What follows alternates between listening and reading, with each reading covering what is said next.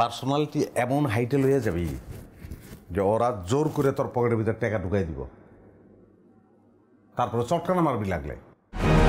এসব কথা বলার কোনো লাভ নেই Ripon. I need the package. Boss আমার অবস্থাটা একটু বোঝার চেষ্টা করেন। আমি তো চেষ্টা কম করি নাই, কিন্তু পারি নাই বস। আমি যদি খাটের পরে না ঘুম পড়ি, ওই শানের পরে এসে আপনার পাশে ঘুম পড়ি, তাহলে পরেই তো হয়ে যায়, তাই না? না না, খবরদার না, খবরদার না। ওই বিকাশ বাবুর মতো খারাপ লোক এই তল্লাটার একটু নেই। পাড়ার বউ ছিল তো বলা বলি করে, ওর ওই আগের বউটাকে ওই মেরেছে। কাগজপত্রের জন্য পাম বাগানে পাঠাইবেন ওই জোকের জঙ্গলে, জোকে তার রক্ত খাইবে, আপনি এদিকে আমার রক্ত চষবেন, এইটা তো মানিয়ে নেওয়া যায় না।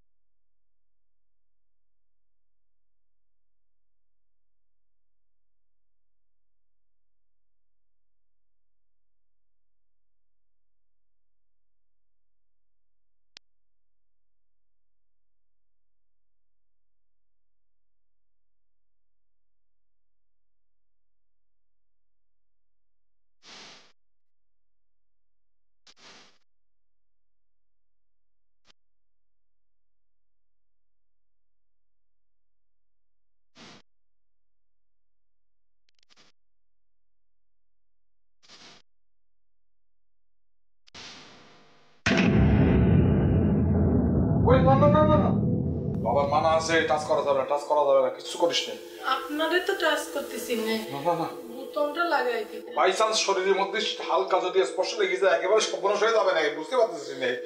খুব ঝামেলার মধ্যে আছি। আল্লাহ করে এইবার যদি এই বিপদ থেকে উদ্ধার পাই, হ্যাঁ আপনি একটু বাবারে ভালো করে বুঝিয়ে বলবেন। আমার আর এইখানে এরকম করে থাকতে ভালো লাগতেছে না। আমারও ভালো লাগতেছে না। আল্লাহ করে উদ্ধার পেয়ে গেলি, মালটা যে ডেলিভারি হয়ে যায় 5 তারিখের মধ্যে, তাহলে পরে যাত্রা বেঁচে যায়। আর একটা কথা বলি, এইবার যদি এই বিপদটা থেকে বাইসে যান, তাহলে পরে মিষ্টির ব্যবসা ছাইড়ে দেবেন। এই মিষ্টি, পচা মিষ্টি, এইসব ব্যবসা করার আর দরকার নেই। এত ঝামেলা করে কি দরকার ব্যবসা করার? অন্য কোনো কাজ করবেন। কিরাম বিপদে পড়েছেন বলেন তো? বাবা যদি একটা সমাধান দিয়ে দেয় আজকে, তাহলে পরে আজকেই মাল ডেলিভারি দেবো। শোনো, তুমি কিন্তু কলাম তরিয়ে থাকবে, হ্যাঁ? আচ্ছা বাবা বললি পরে তোমারে নিয়ে গিয়ে সোজা ডেলিভারি দিয়ে দেবো। আচ্ছা আচ্ছা, আমি রেডি হয়ে থাকবো, আপনি কোনো চিন্তা করবেন না আমার নিয়ে। আপনি বাবারে শুধু একটু ভালো করে বুঝায় বলবেন। বিপদের কথাটা তো বলবেনই, আর ওই যে উপরে নিচে। আরে দূর, সরো সরো, আমি যাবো, সরো সরো, সরে যাবো।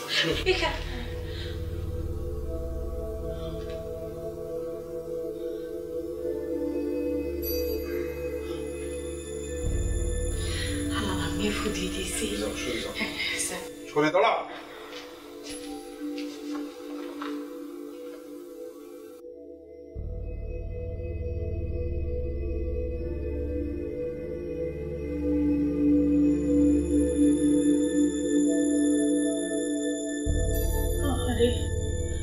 ফেরেশতার মতো মানুষটা কিরাম বিপদে পড়িছে। আল্লাহ আল্লাহ, তুমি তার এই বিপদ থেকে উদ্ধার করো। আল্লাহ, এরকম শিশুর মতো সরল একটা মানুষ, তার এই কষ্ট আমি আর সহ্য করতে পারতেছি না। মাটির মধ্যে ঘুমাচ্ছে, আর না জানে কি কষ্ট হচ্ছে। আল্লাহ, আমি জীবনে যদি কোনো ভালো কাজ করে থাকি, তার বদলতে হলেও তুমি তার এই বিপদ থেকে উদ্ধার করো। আল্লাহ, তার কষ্ট আমি সহ্য করতে পারতেছি।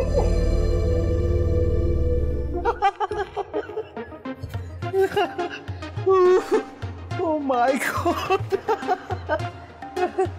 আমি হাসির কথা কি বললাম? আমি হাসবো না? আপনি নাচবেন আর আমি হাসবো না, এটা সম্ভব? আপনি যখন নেচেছিলেন মানুষ এসছে? হ্যাঁ, সবাই এসেছে, আমি গায়ে মাখি। আমিও গায়ে মাখবো না। কিন্তু আপনি নাচবেন, এটা কি করে সম্ভব? ও মাই গড। আপনি কি আমাকে নাচ শেখাবেন কিনা সেটা বলেন। জীবনও না, আমি পারবো না, আমি মরেই যাবো, আমি হাসতে হাসতে মরে যাবো আপনাকে শেখাতে গেলে। ঠিক আছে, আপনাকে আমাকে নাচ শেখাতে হবে। ভাইয়া রাগ করলেন কেন? আপু যেখানে আছে সেখানে আমি যদি আপনাকে নাচ শেখাতে যাই, বেয়াদবি হবে না বলেন? আপু আমাকে নাচ শেখাবে না, আর আমিও শিখবো না। হ্যাঁ, আপনি বলেই দেখুন না, দেখবেন যে খুব খুশি হবে, শেখাবেন। ও শেখাবে না? শেখাবে, আপনি আদর করে ভালোবেসে বলুন, ঠিক শেখাবে। যদি না শেখায়? হ্যাঁ, না শেখালে তখনকারটা তখন বোঝা যাবে ভাইয়া। আচ্ছা, আপনি নাচ কেন শিখবেন ভাইয়া? আপনি কেন শিখতে চেয়েছেন? আমি নাচ ভালোবাসি। আমি সাবাকে ভালোবাসি। চলেন সাবার সাথে দেখা করবেন। আপনি তো সাবার সাথে কথা বলতে এসেছেন।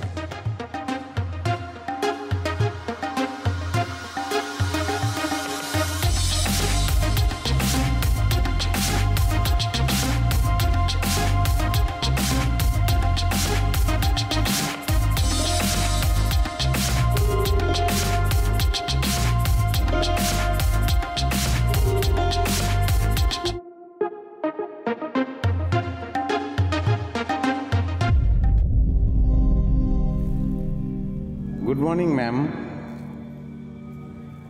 কোথায় গিয়েছিলে?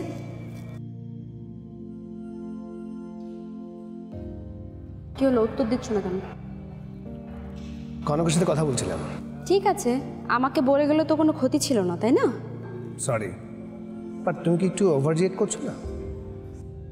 কনক নিচ থেকে কল দিল, তোমাকে চাইলো, তুমি ওয়াশরুমে ছিলে, তো ভাবলাম কনক নিচে একা বসে আছে, যাই তার সাথে একটু গল্প করি। সরি ম্যাম, আমার হয়তো এত সকালে আসাটা উচিত হয়নি, কিন্তু আপনার সঙ্গে খুব খুব জরুরি কথা ছিল, না বললেই না। ঠিক আছে, তোমরা কথা বলো, আমি যাচ্ছি।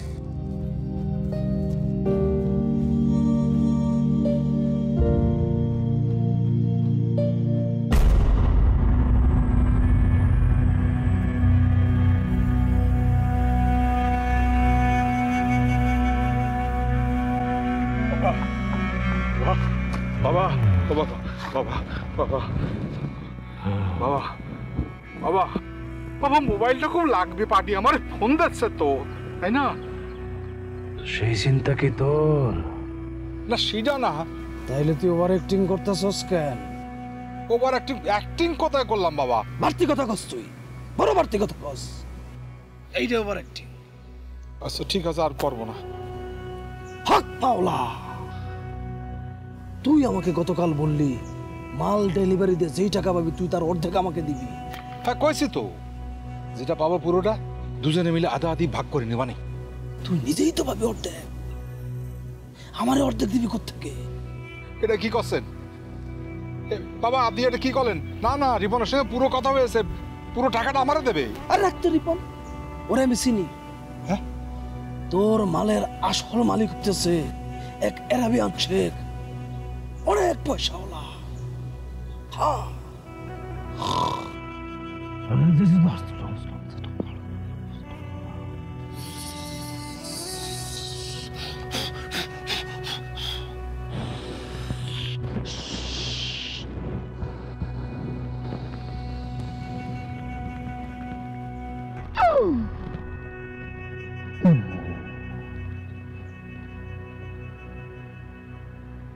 আরাবিয়ান শেখ কামির বিন খালেদ,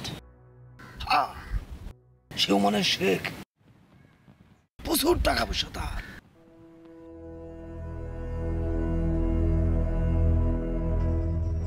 সে তখন মালয়েশিয়া নাই। হ্যাঁ, মালয়েশিয়া নাই সে। তাহলে কনে? দাঁড়া,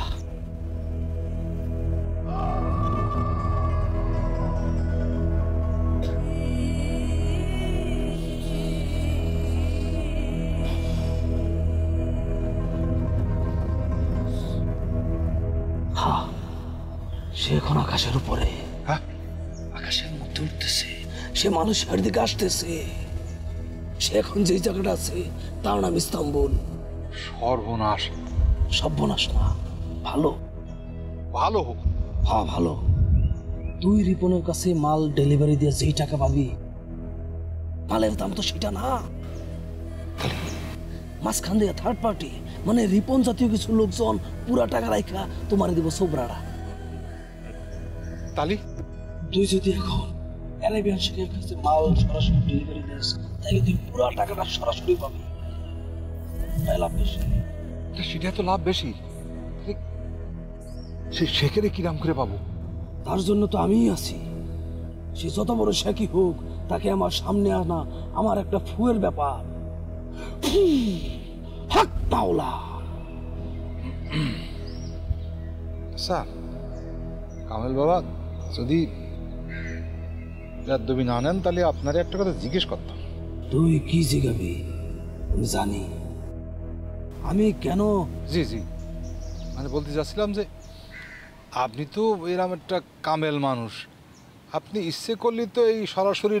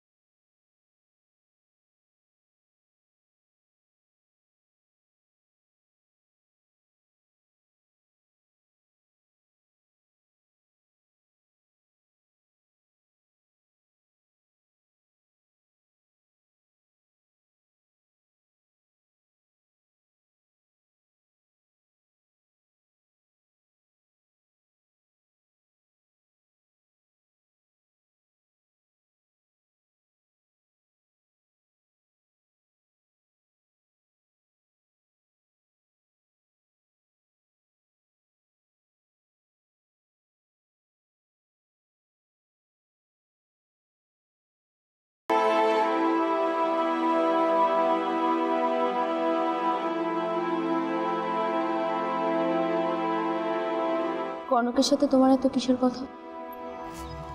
কেন কথা বলা যাবে না? তুমি ভুল বুঝছো।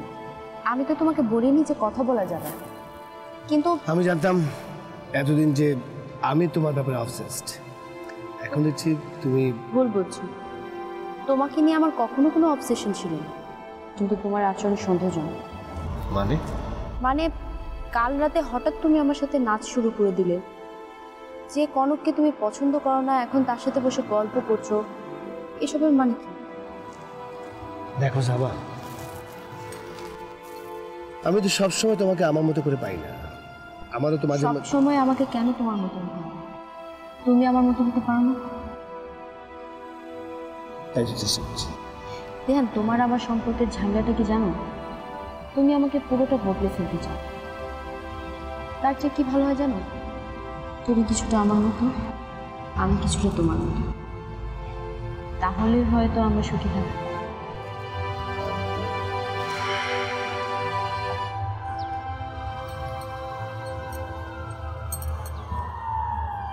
আল্লাহ রে আল্লাহ, কিরাম বিপদের মধ্যে পড়েছি।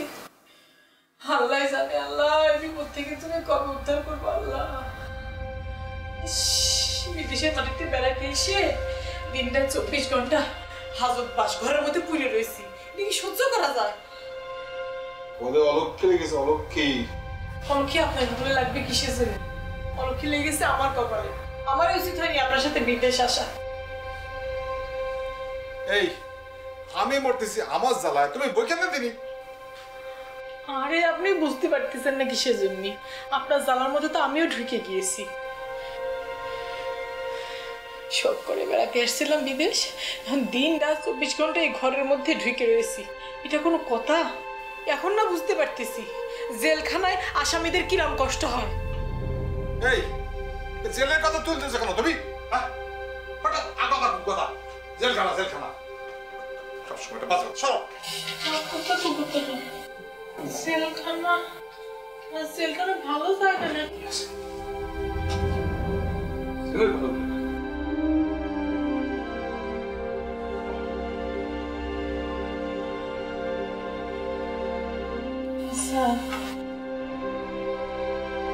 জেলের কথা শুনলে পরে আপনি ভরকায় যাচ্ছেন কিসের জন্য? হ্যাঁ হ্যাঁ, এত ভয় পাওয়ার কি আছে জেলের কথা শুনে? আমার কেন জানি মনে হচ্ছে পচা মিষ্টি বিক্রি করাটাই আপনার আসল অপরাধ না, আপনি নিশ্চয় আরো বড় কোনো অপরাধ করেছেন। কি বলতে চাচ্ছ তুমি? না হতে পারে না, কত রকম ঘটনাই তো ঘটে। ওই যে আমরা শুনেছি এর আগে ওই কৌটোর দুধ খেয়ে সাবাল মাইয়ে মরে গেছে, তারপরে একবার ভেজাল ওষুধ খেয়ে নাকি 20 জন মরে গিয়েছিল, পেপারে এসেছিল। সেরাম কিছু করে ফেলেছেন নাকি আপনি? হ্যাঁ, আপনার আপনার পচা মিষ্টি খায় কি মানুষজন মরে গিয়েছে? এই আল্লাহর কিরে লাগে, সত্যি করে বলেন দিদি, আপনি আমারে কয়জন মরিছে? আপনার পচা মিষ্টি খেয়ে কয়জন মরিছে? কেউ মরেনি।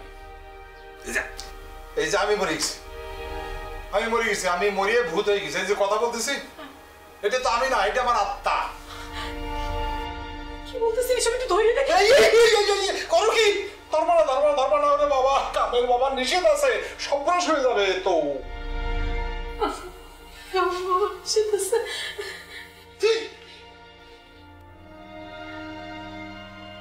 আপনি আজকেও পরপুরুষ হয়ে থাকবেন? আজকেও? আরে তদবির চলতেছে, এখন ভাঙা যাবে না, সর্বনাশ হয়ে যাবে। তুমি যাও যাও যাও যাও যাও যাও। কিছু আমি তো আমার মনটা মানতেছে না, আমি সহ্য করতে পারতেছি না। আমার মনে হতেছে এরকম করে থাকতে থাকতে একদিন আপনি আমার সাইডে বহুত দূরে চলে যাবেন, আমি আপনার সারা জীবনের মতো হারায় ফেলবো।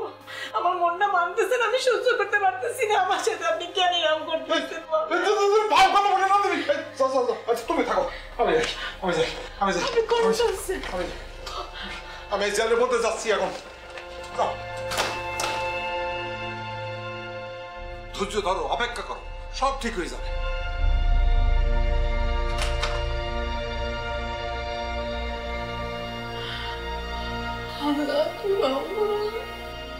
হিরাম একটা ভালো মানুষ, হিরাম আনামুল একটা মানুষ, কত বড় একটা বিপদে পড়েছে। আল্লাহ তুমি এই বিপদে।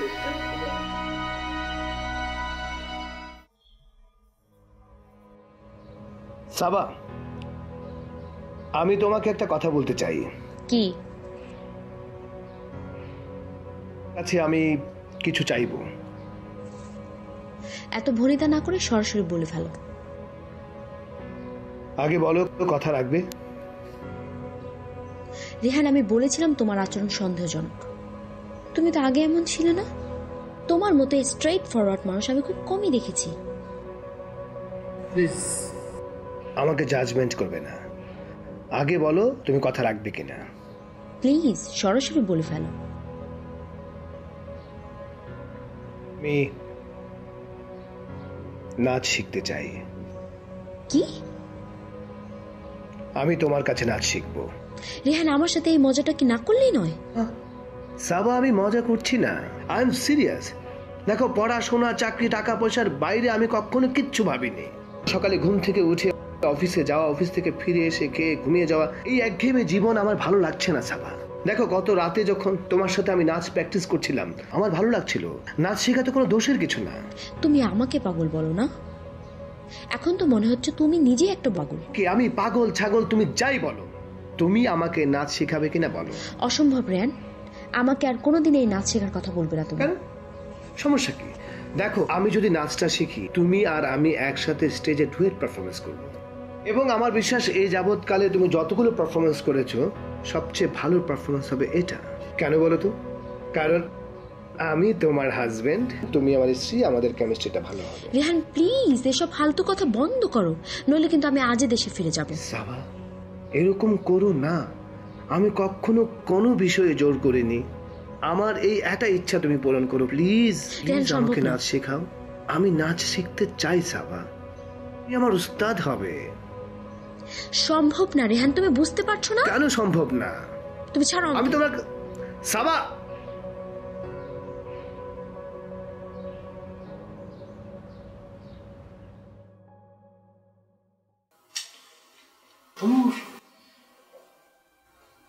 এবার একটা কিরম জানি সমস্যা পড়ে গেলাম, কোনো মতে এরম হয়। সুন্দর মতো মাল নিয়ে আসছে, ডেলিভারি দিছে, টাকা নিচ্ছে, দেশে চলে গেছি। এবার যে কিরম করি এত সমস্যা কাটাতে পারতেছ না। তাহলে করে মনে হয় আমি আপনার জন্য অলক্ষী। না না, তুমি অলক্ষী হবে না, তুমি তো লক্ষ্মী লক্ষ্মী লক্ষ্মী লক্ষ্মী আছো, তুমি তুমি অনেক লক্ষ্মী।